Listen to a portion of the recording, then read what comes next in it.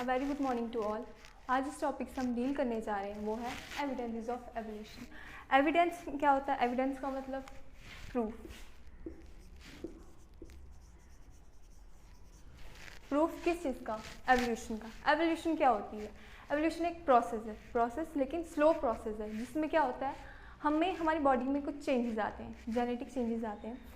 क्यों आते हैं वो चेंजेस? ताकि हम अपने सराउंडिंग की जो एनवायरनमेंट कंडीशन है उसमें बेटर तरीके से सर्वाइव कर सकें। हम डिफरेंट थ्योरीज पढ़ते हैं एवोल्यूशन को लेकर। सबसे पहले लेमार्क की थ्योरी हमने पढ़ी, देन उसके बाद डार्विन की थ्योरी जो कि मोस्ट एक्सेप्टेड थ्योरी है, देन उसके बाद ह्यूगो डी राइस की म्यूटेशन थ्योरी, और भी बहुत सारी। पर लेकिन इनके जो ये थ्योरीज थी उनका बेस क्या था? उनका मेन बेस रहा होगा जिसके बेसिस पे उन्होंने थ्योरीज दी कि एवोल्यूशन हुई होगी। कुछ मेन बेस रहा होगा, वो कौन सी चीज़ है जो इनको सपोर्ट कर रही है, इनकी थ्योरीज को सपोर्ट कर रही है। यहाँ पे डिफरेंट टाइप्स के आपको एविडेंसेस मिलेंगे जो सपोर्ट करते हैं कि थ्योरी ऑफ ऑर्गेनिक एवोल्यूशन को।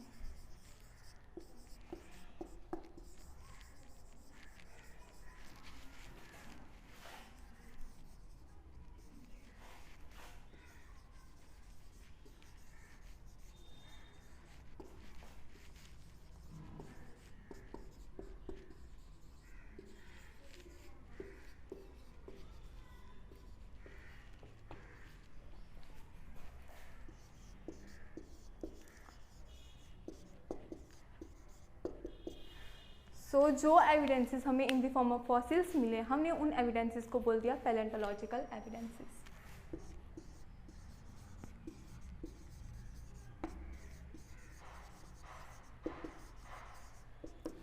जो एविडेंसेस हमें हमारे मॉर्फोलॉजी या एनाटॉमी को देखकर मिले, लाइक जो हमारे एंसेस्टर में थे कैरेक्टर्स, जो हमारे फिजिकल ट्रेट को देखकर मिले, उन्हें हमने बोल दिया मॉर्फोलॉजिकल एंड एनाटॉमिकल एविडेंसेस।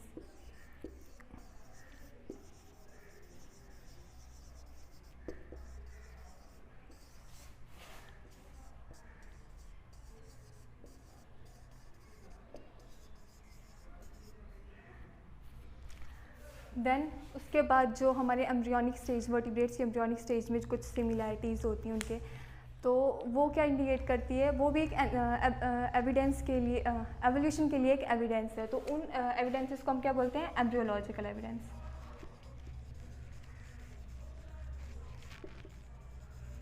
और भी बहुत सारे आपको एविडेंसेस मिलेंगे, जैसे कि टैक्सोनॉमिकल, बायोजियोग्राफिकल, बायोकेमिकल। बट जिस टॉपिक से आज हमने कन्फाइन रहना है, जो हमारा टॉपिक है आज का, वो है morphological and anatomical evidences of organic evolution. So चलिए इसके लिए प्रोसीड करते हैं।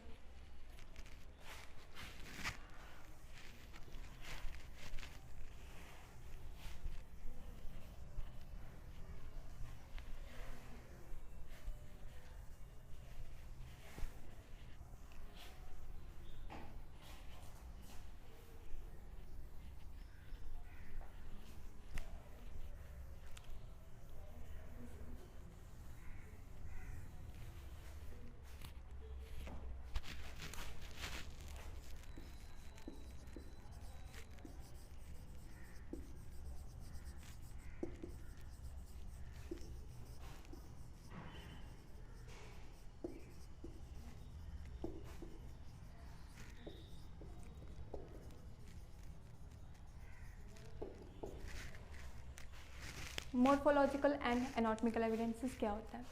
जब हम कंपैरेटिवली स्टडी करते हैं मॉर्फोलॉजी और एनाटॉमी की प्लांट्स और एनिमल्स में, कुछ स्ट्रक्चरल फीचर्स होते हैं जो वो हमें सिमिलर दिखते हैं। तो वो स्ट्रक्चरल फीचर कौन से हैं? Body organisation,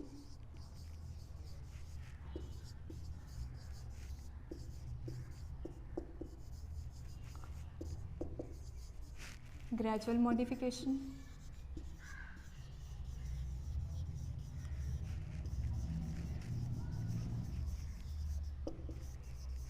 homologous and analogous organ,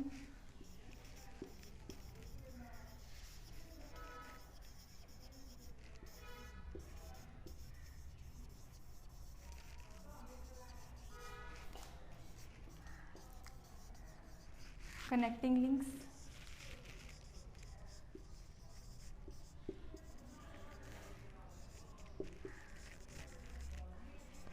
vestigial organs,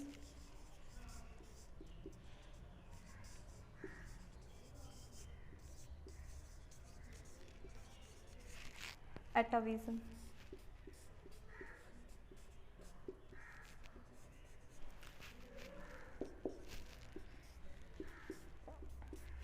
सो ये कुछ स्ट्रक्चरल फीचर्स हैं जो कि सिमिलर दिखे हमें, तो अब हम इनको ब्रीफली स्टडी करेंगे सो एज हमें पता चले कि क्या है। सो सबसे पहले बॉडी ऑर्गेनाइजेशन।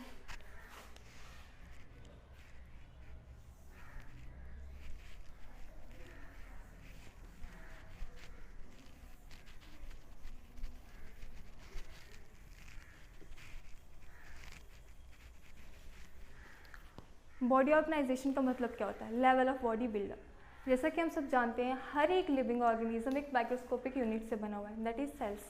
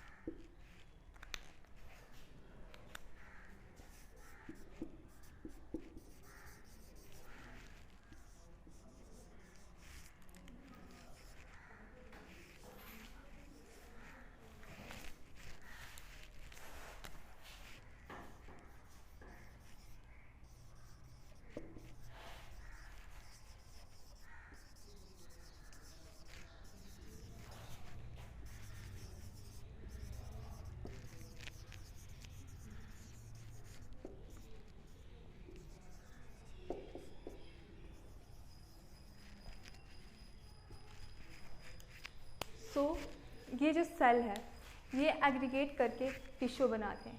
सेल की मॉडिफाइड फॉर्म हमें टिश्यू दिखती है, एंड देन जब टिश्यू जो होते हैं वो हमारे एक साथ जुड़ के ऑर्गन बनाते हैं, एंड ऑर्गन मिलकर ऑर्गन सिस्टम बनाते हैं। तो ये मॉडिफिकेशन क्यों आ रही है? ये मॉडिफिकेशन इसलिए आ रही है ताकि वो अपने सराउंडिंग की एनवायरनमेंट जो उनका कंडीशन है उसका बेटर तरीके से यूज़ कर सके। जब सेल जैसे कि हम जानते हैं स्पॉन्जेस के केस में, स्पॉन्जेस की जो बॉडी ऑर्गेनाइजेशन का जो लेवल है वो क्या है? Cellular level.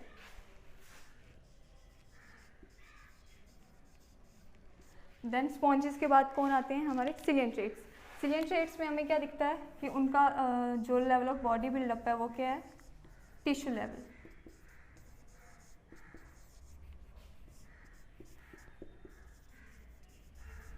And flat form से आगे हम जितने भी दिखते हैं फाइलम्स, उन सभी में हमको दिखता है कि उन सब में उनका जो लेवल ऑफ बॉडी बिल्डअप है वो है ऑर्गन सिस्टम, जो कि हाईएस्ट लेवल का है। सो एवोल्यूशन किसके लिए होती है? To bring out best, right. So ये जो स्पॉन्जेस से सिलियंट्रेट्स में मॉडिफिकेशन आई, देन सिलियंट्रेट्स से आगे फ्लैट फॉर्म्स में जो ऑर्गन सिस्टम लेवल चल रहा है, ये मॉडिफिकेशन आई ताकि हम अपने एनवायरनमेंट का बेटर तरीके से यूज़ कर सकें। सो अब ये हमारा एक फीचर ख़त्म हो गया बॉडी ऑर्गेनाइजेशन का। अब ग्रेजुअल मॉडिफिकेशन पे जाएंगे।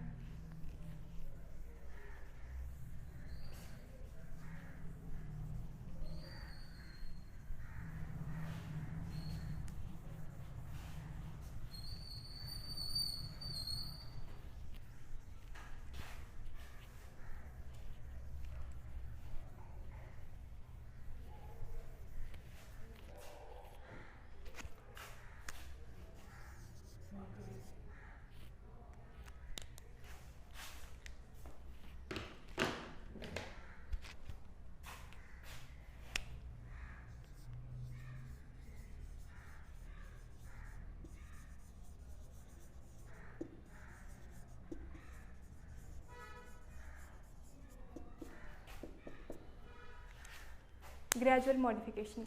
Gradual means slowly, modification means changes आना बेस्ट के लिए। सो जब हम वर्टिब्रेट्स में देखते हैं, वर्टिब्रेट्स के कुछ ऑर्गन्स होते हैं ऐसे, वर्टिब्रेट्स के कुछ ऑर्गन्स ऐसे होते हैं जो कि बेसिकली उनमें स्लोली आपको मॉडिफिकेशन दिखती है। तो वो हम पढ़ेंगे कौन कौन से वर्टिब्रेट्स के ऑर्गन, जैसे कि हार्ट और ब्रेन।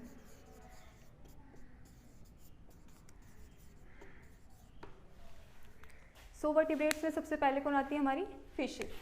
फिशेस के केस में आप हार्ट देखोगे तो आपको 2 चैम्बर्ड हार्ट दिखेगा।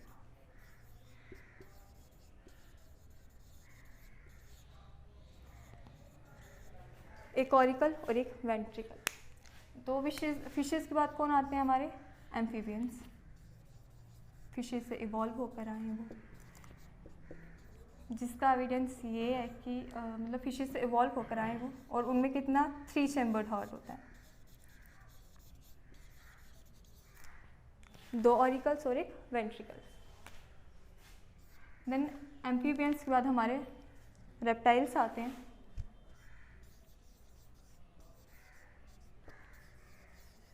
इनमें क्या होता है पार्शियली डिवाइडेड 4 चैम्बर हार्ट।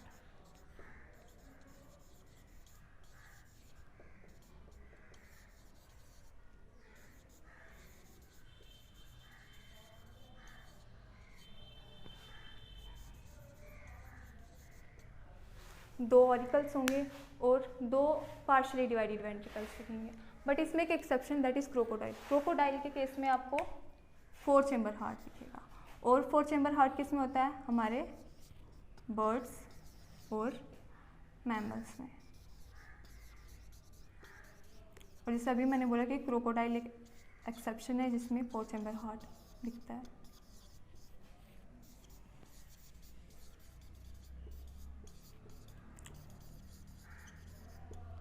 सो ये क्या है, स्लोली मॉडिफिकेशन आ रही है, जो कि एवोल्यूशन होती है, जो कि एवोल्यूशन का मेन पॉइंट है। सो ये जो स्लोली मॉडिफिकेशन आ रही है, इनमें ये इंडिकेट करिए कि इवॉल्व होकर ये ऑर्गेनिज्म एक दूसरे से आए हैं। देन फिशेस हार्ट का हो गया, अब हम ब्रेन का पढ़ते हैं।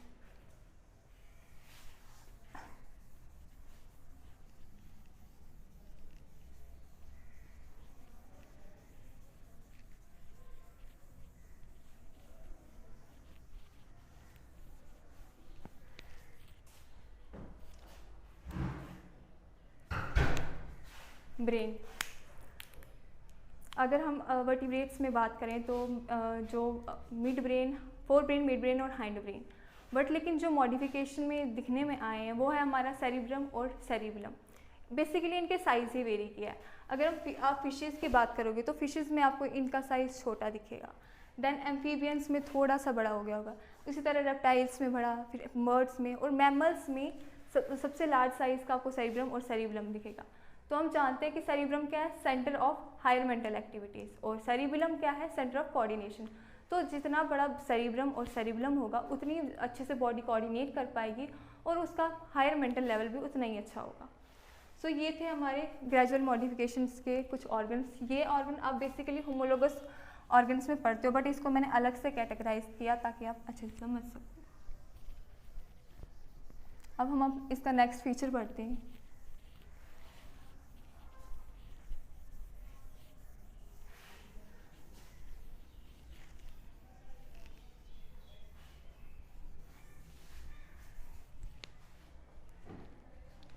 Homologous organs.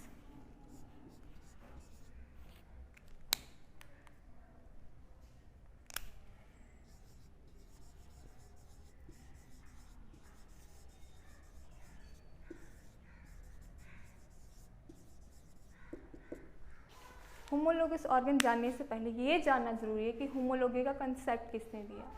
सो ये जो कंसेप्ट था ये दिया था होमोलोगी का कंसेप्ट रिचर्ड ओवेन ने।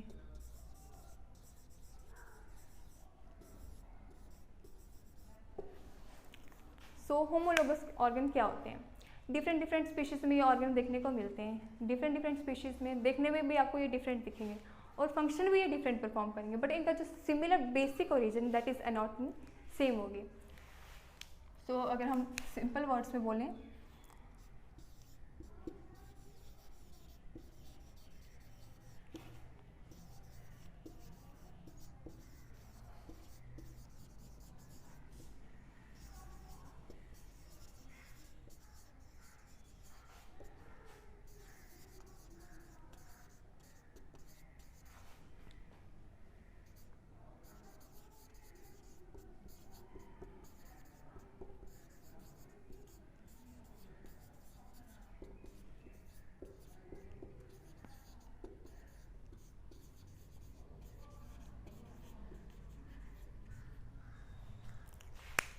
अब हमको एग्जांपल चाहिए, एग्जांपल के बगैर हमें समझ नहीं आएगा कि कौन से होमोलोगस ऑर्गन होते हैं। सो होमोलोगस ऑर्गन में हम सबसे बेस्ट एग्जांपल में पढ़ते हैं कि फोर लिम्स ऑफ वर्टिब्रेट्स। आप देखोगे कि हमारा बेसिकली फोर लिम्स किसके बने हुए हैं, humerus, radius ulna, carpal, metacarpal और फेलेंजिस के। और अगर आप बैट के दैट उसके विंग्स होते हैं बैट्स में, राइट, सो उसके विंग्स की अगर आप एनाटॉमी देखोगे तो आपको सेम एनाटॉमी मिलेगी। नंबर वेरी कर सकते हैं बोन्स के, बट बोन्स सेम आपको यही दिखेंगी। देन उसके बाद हमारी जो फिशेस के जो फ्लिपर्स हैं उनमें भी आपको सेम एनाटॉमी दिखेगी, यही एज सेम एज अस। सो इसके एग्जांपल्स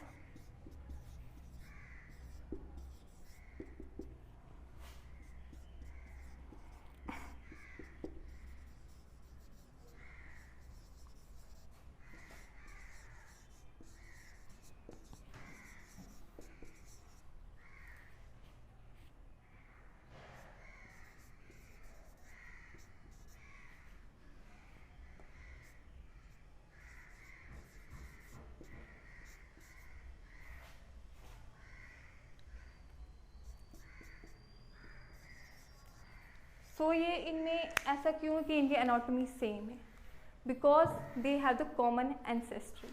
अब मैन क्या है, मैमल है, बैट क्या है, वो भी मैमल है, और हमारी जो वेल है वो भी क्या है, मैमल है।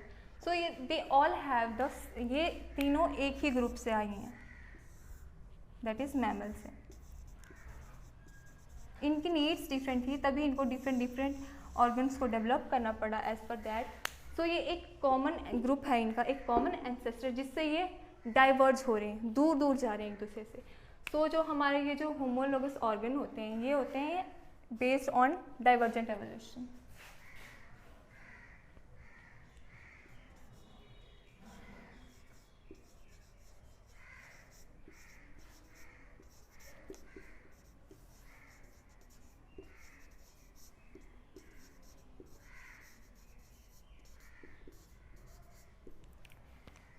और डाइवर्जेंट एवोल्यूशन अभी मैंने बताया कि एक कॉमन एंसेस्टर होता है जिसमें से स्पीशीज़ जो होती हैं वो अलग अलग एनवायरनमेंट में जाती हैं, क्योंकि अब इनके बीच में कंपटीशन चल रहा होता है और ये डिफरेंट ऑर्गन डेवलप करती हैं as per the required condition.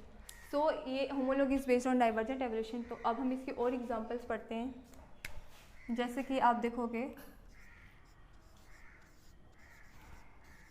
Mouth of insect, mouth organ of insect.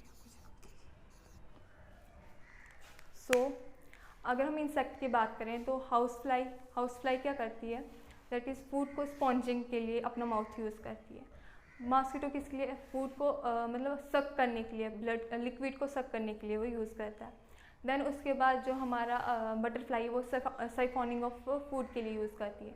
Function तो डिफरेंट परफॉर्म। अगर आप इनकी एनाटॉमी देखोगे तो आपको सेम स्ट्रक्चर मिलेगा, दो पेयर ऑफ मैक्सिले,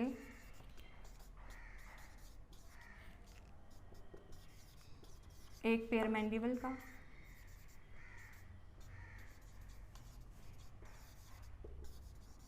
और लेब्रम।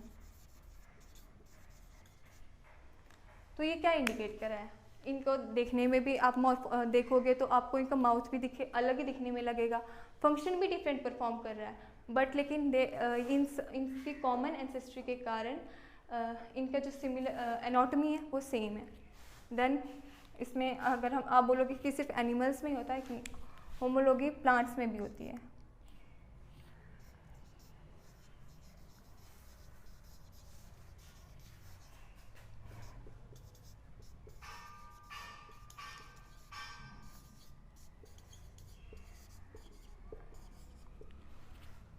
बोगेनविला के जो थॉर्न्स होते हैं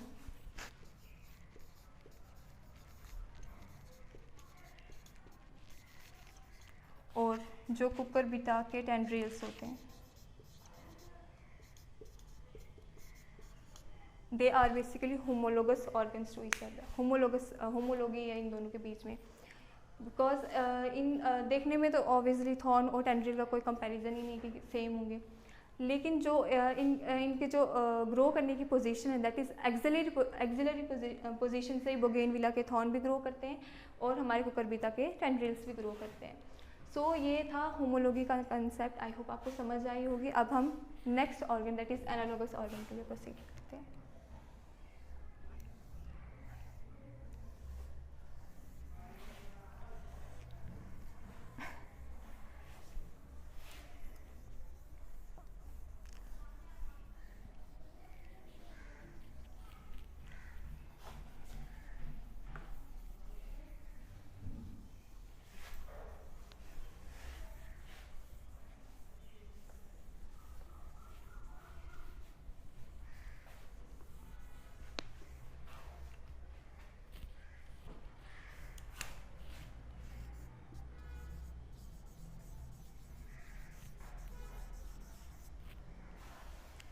एनालॉगस ऑर्गन्स।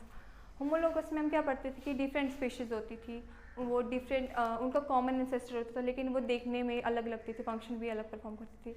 उसका अपोजिट एनालॉगस ऑर्गन में होता है, उनका एंसेस्टर डिफरेंट होता है, लेकिन वो देखने में भी आपको मे बी सेम भी दिख सकते हैं, फंक्शन लेकिन सेम परफॉर्म करेंगे वो, देन बट लेकिन उनका जो एंसेस्टर होगा वो डिफरेंट होगा। तो analogous organs appear same, maybe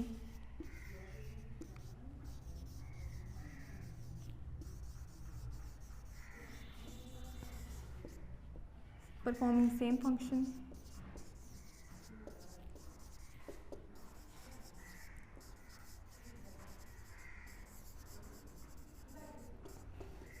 but इनका जो बेसिक ओरिजिन है वो डिफरेंट है।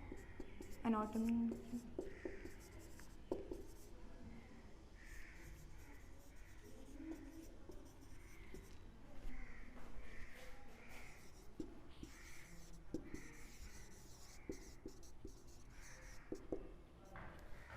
सो इनके एनाटॉमी डिफरेंट है, तो इट मीन्स इनका एंसेस्टर भी डिफरेंट है। सो जो एनालॉगस ऑर्गन का जो है ये based on convergent evolution.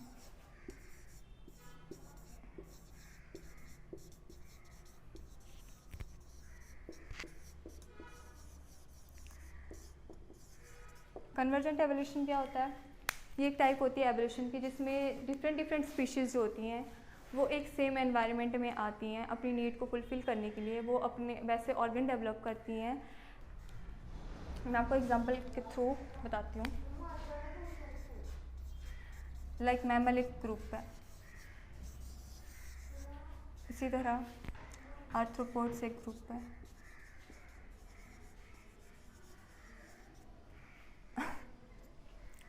So mammals में से एक स्पीशीज़ जो है वो एरियल मोड एक्वायर कर दिया, that is bat. And arthropod में भी उसकी एक ऐसी रिक्वायर कंडीशन थी, उसने भी एरियल मोड एक्वायर कर लिया, butterfly.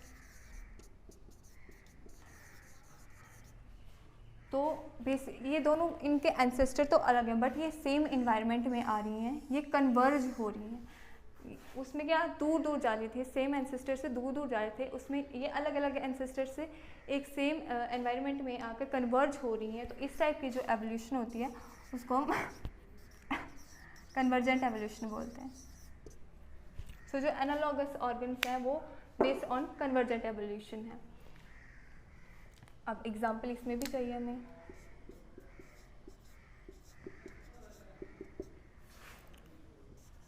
Wings of birds or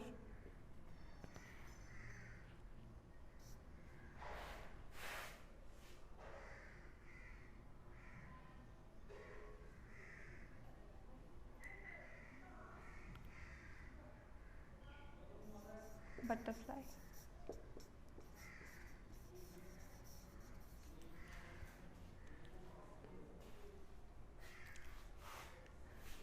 birds के विंग्स भी उड़ने में हेल्प करते हैं, बटरफ्लाई के विंग्स भी उड़ने में हेल्प करते हैं। तो फंक्शन तो सेम परफॉर्म करें बट इनके एंसेस्टर जो है वो डिफरेंट है। देन उसके बाद लीव्स एंड क्लैडोड।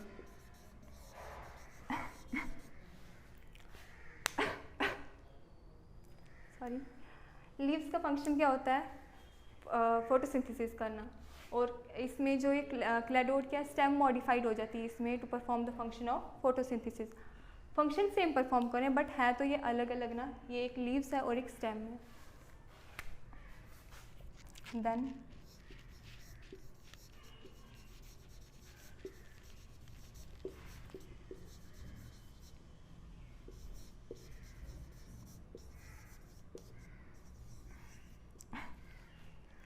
सिफेलोपॉड आई, आप ऑक्टोपस में ले सकते हैं सिफेलोपॉड की आई और वर्टिब्रेट की आई, दोनों आपको दिखने में सेम दिखेंगी, फंक्शन भी सेम देखने का ही परफॉर्म करेंगे, बट इनका कोई कॉमन एंसेस्टर नहीं है जिससे इनको इन दोनों में आई है डेवलप हुई है, तो ये दोनों भी एनालॉगस टू ईच अदर हैं। तो ये कुछ एग्जांपल्स थी एनालॉगस ऑर्गन की, आई होप आपको समझ आई होगी। अब हम नेक्स्ट फीचर पढ़ते हैं।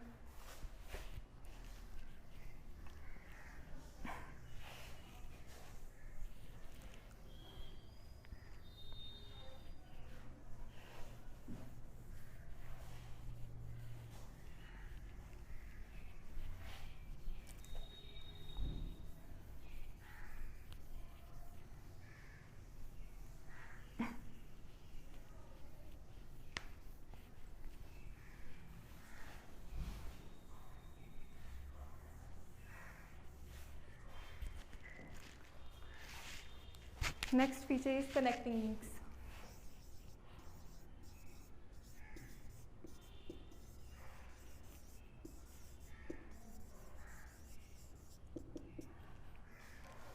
इसमें क्या होता है, लिविंग ऑर्गेनिज्म, एक लिविंग ऑर्गेनिज्म होता है, कोई भी लिविंग ऑर्गेनिज्म जो दो डिफरेंट ग्रुप्स के कैरेक्टर्स उसमें अपीयर होते हैं।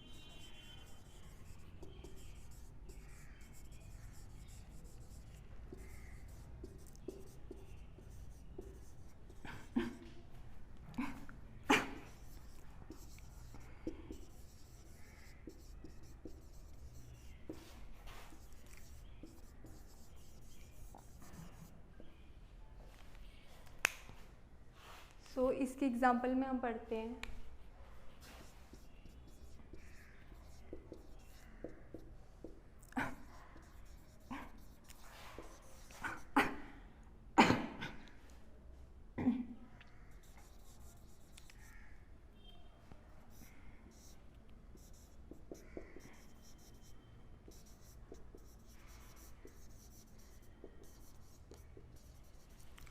लंग फिशेस जो कि फ़िश और एम्फीबियन के बीच का ये कनेक्टिंग लिंक शो करती है।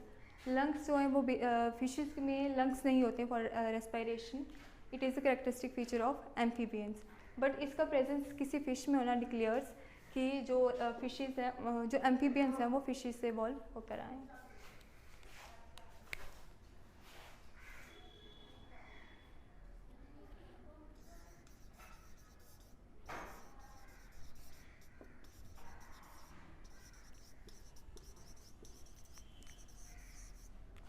देन एगलिंग मैमल्स जैसे कि डक बिल्ड प्लेक्टिपस।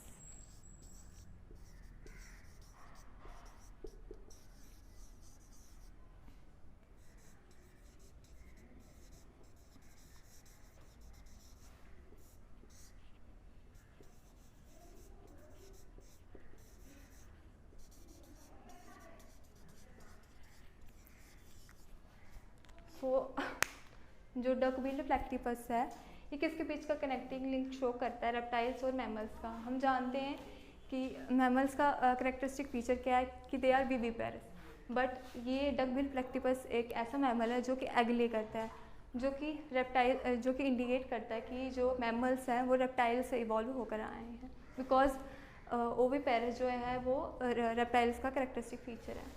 देन इस एग्जाम्पल में हम पढ़ते हैं यूग्लेना।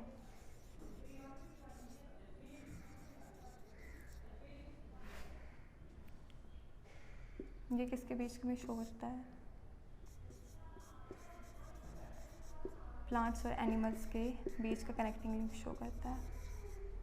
हम सब जानते हैं प्लांट एक अलग किंगडम है और एनिमल एक अलग किंगडम है, बट जो यूग्लेना है इन दोनों के बीच का कनेक्टिंग लिंक कैसे शो करता है, जब इसे सनलाइट मिलती है तो ये फोटोसिंथेसिस से अपना खाना प्रिपेयर कर लेता है, बट जब इसे नहीं मिलती तो ये दूसरे ऑर्गेनिज्म पे दूसरे ऑर्गेनिज्म को खाकर भी अपनी डाइट पूरी कर लेता है।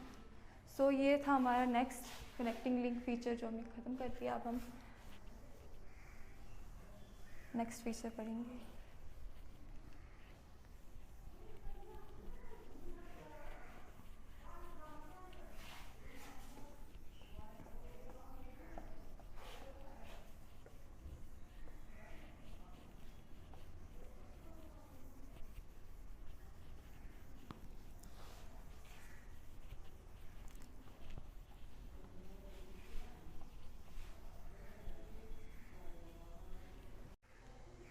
अब हम नेक्स्ट फीचर पढ़ेंगे जो कि है वेस्टिजियल ऑर्गन।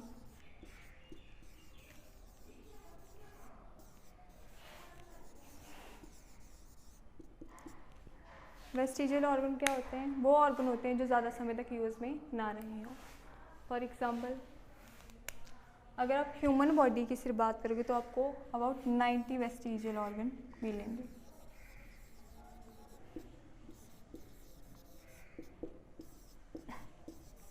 जिनमें से कुछ को हम पढ़ेंगे, जिनके बारे में पढ़ेंगे। Caecum and vermiform appendix.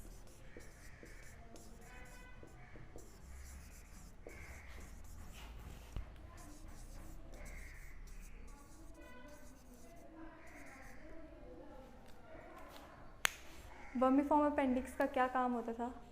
हमारे मतलब पहले ये क्या फंक्शन परफॉर्म करती थी? For the digestion of cellulose, but at present इसका कोई ऐसा फंक्शन नहीं है। तो ये हमारी बॉडी में है प्रेजेंट, बट कोई फंक्शन ऐसा परफॉर्म नहीं कर रही। देन उसके बाद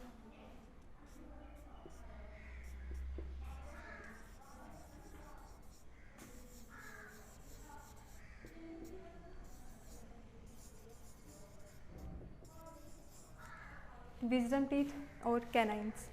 जैसे कि हम जानते हैं हमारे जो एंसेस्टर थे उनका जो डाइट था, वो उनकी जो डाइट थी वो रॉ मीट वगैरह खाते थे। तो उनके जो कैनाइन्स थे वो काफ़ी शार्प होते थे to tear that. So but at present ऐसा तो कुछ है नहीं जिसके लिए हमें कैनाइन्स का शार्प होना ज़रूरी है। तो एट प्रेजेंट ये कोई वैसा फंक्शन परफॉर्म नहीं कर रहे। सो दे आर वेस्टिजियल। देन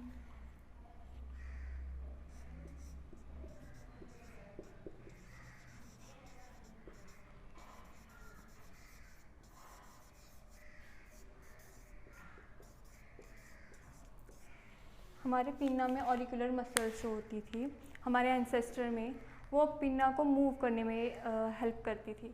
जहाँ से साउंड आती थी उस तरफ वो अपना पिन्ना मूव कर सकते थे, बट एट प्रेजेंट ऐसा नहीं है। तो ये जो ऑरिकुलर मसल्स हैं ये हमारे पिन्ना में वेस्टिजियल है। Then nictitating membrane.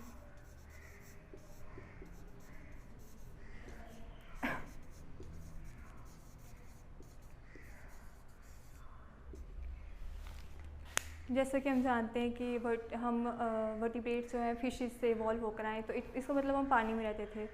मतलब जो हमारे एंसेस्टर थे उनमें ये निक्टेटिंग मेम्ब्रेन क्या करती थी, एक कवर पर काम करती थी। जब पानी में जाते थे तो एक कवर सा आई में डेवलप हो जाता था जो कि मेम्ब्रेन जिसको बोलते थे nictitating membrane. But at present ये कोई ऐसा फंक्शन परफॉर्म नहीं कर रही है, वेस्टिजियल है ये। सो ये तो सिर्फ ह्यूमन से कन्फाइंड थे। अगर हम इसके अलावा ह्यूमन के अलावा बात करेंगे तो आपको पाइथन के केस में जो पेल्विक गर्डल्स होते हैं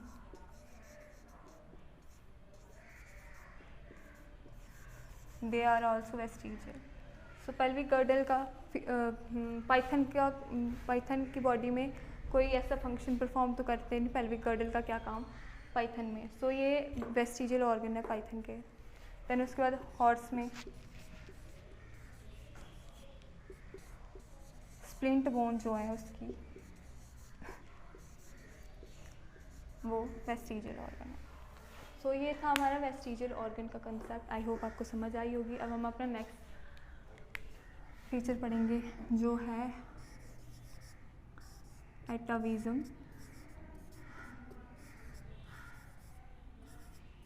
और reversion.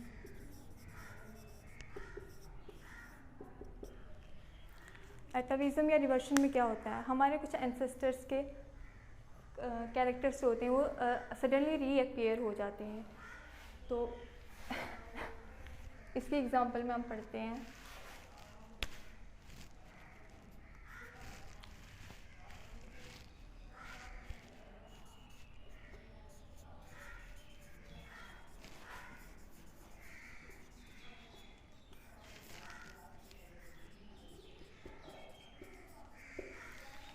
Wisdom teeth and canines. Wisdom teeth जैसे कि हम सभी पर्सन में नहीं होता, किसी कोई स्पेशल पर्सन होता है उसमें ही हमें विजडम टीथ देखने को मिलते हैं। कैनाइन्स तो सभी में होते हैं बट उतने शार्प नहीं होते। तो किसी मतलब कोई पर्सन ऐसा होता है जिनमें कैनाइन्स बेहद शार्प होते हैं और विजडम टीथ भी प्रेजेंट होते हैं। सो बट ये क्या शो कर रहा है कि उनके एंसेस्टर का कैरेक्टर शो कर रहा है अचानक से, वो भी बीच में जनरेशन में। Then auricular muscle of पिनिया।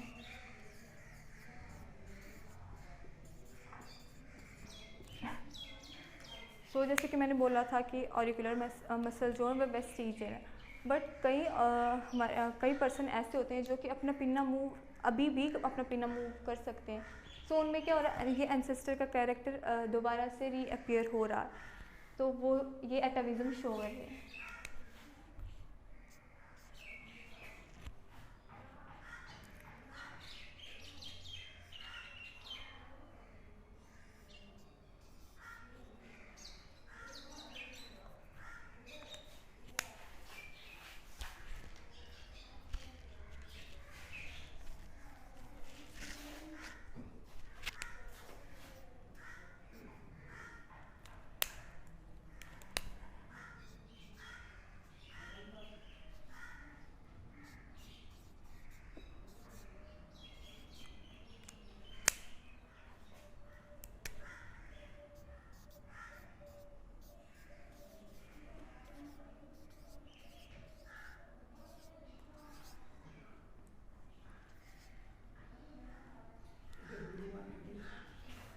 पानी है यहाँ पे इस पे।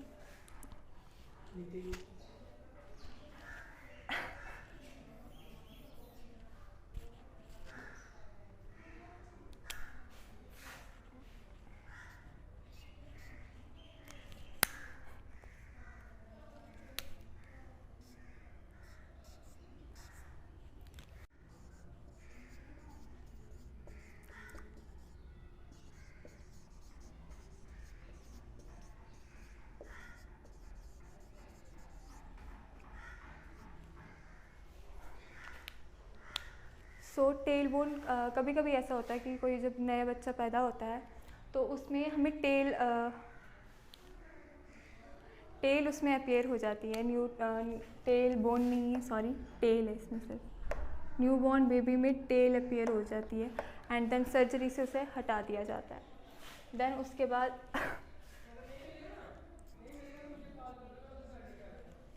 hands and long hair in on body।